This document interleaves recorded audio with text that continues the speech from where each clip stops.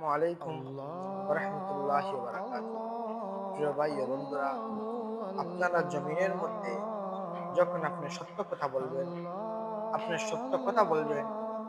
আপনি জমিনের মধ্যে সত্যের পক্ষে থাকবেন, তারপরেও আপনি দেখবেন আপনি একা হয়ে যাচ্ছেন, মানুষ আপনার কাছ থেকে সরে যাচ্ছে, মানুষ আপনাকে মিথ্যাবাদী বলে আখ্যায়িত করছে।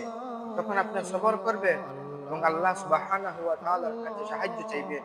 ইনশাআল্লাহ আল্লাহ পাক পরবর্তীকার দু আলম সবরকারীদের সাথে থাকেন।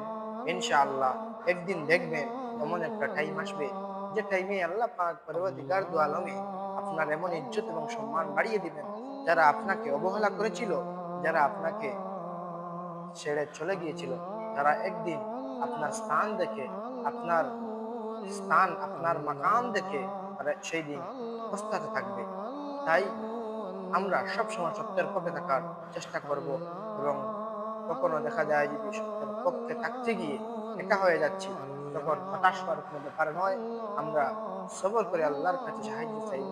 আল্লাহ পাক পরওয়ারদিগার দু আলম আমাদেরকে একদিন জমিনের মধ্যে যে সম্মান পাওয়ার যে জরুরত, সেটা দিয়ে দিবেন ইনশাআল্লাহ তাআলা। আসসালামু আলাইকুম।